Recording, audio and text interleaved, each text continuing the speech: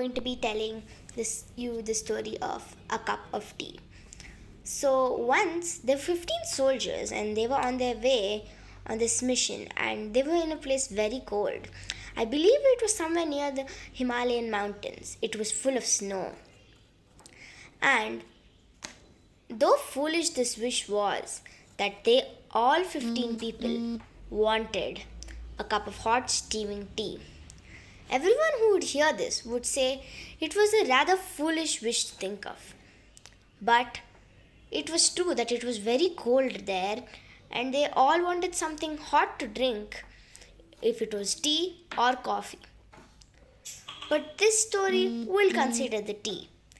So, luckily, when they were moving ahead, they found what looked like an old building and wall, and also was a tea shop.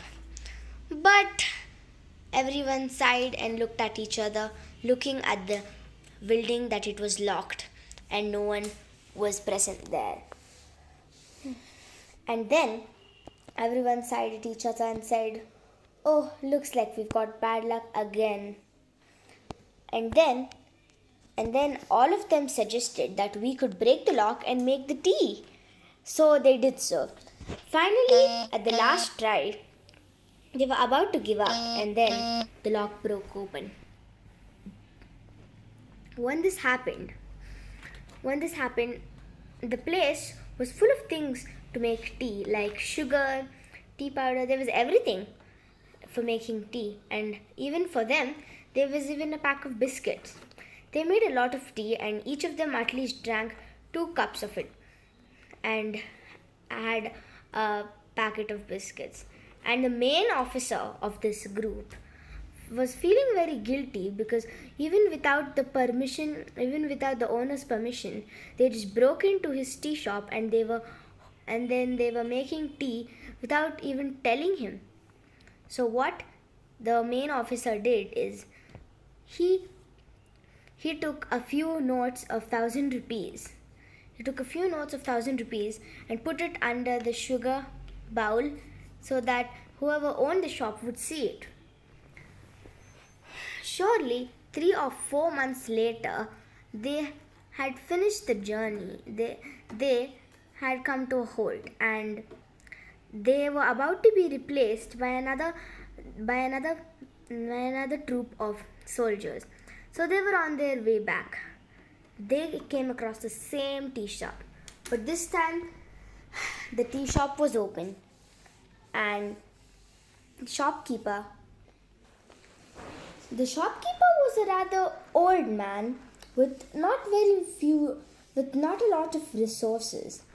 And then everyone went inside to drink a cup of tea. And then everyone started discussing how the man lived, because he was keeping a tea shop in such an area. Surely 3-4 months ago, when they had come to this very tea shop, the whole area was deserted. No one was there except for the lonely building. So the soldier asked, "Whatever do you mean?" And then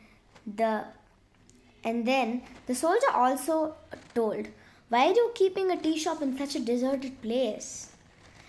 And then the shopkeeper said, "Oh sir, do not tell that. Wherever you keep a tea shop, surely God will definitely visit it." "What do you mean?" everyone asked to the shopkeeper, curious of what he was telling.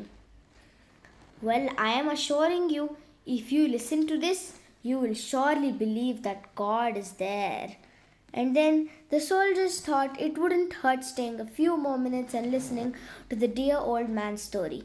And the old man began, "You see, 3 or 4 months ago, I believe that 3 or 4 months ago, what happened was my son, he was beaten up by these terrorists who wanted to get some information out of him, which he didn't have. He was badly beaten.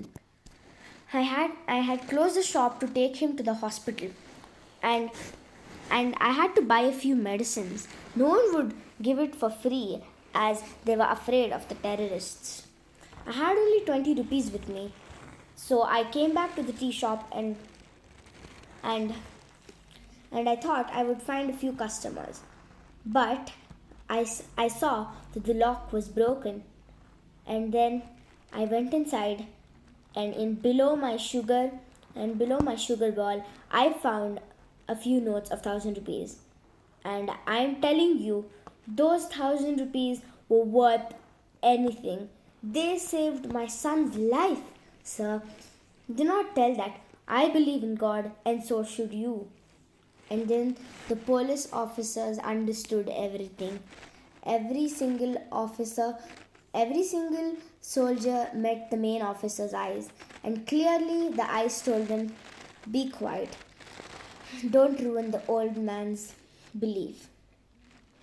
So, what I learned from the story is wherever you see that someone needs help, don't refuse to help them.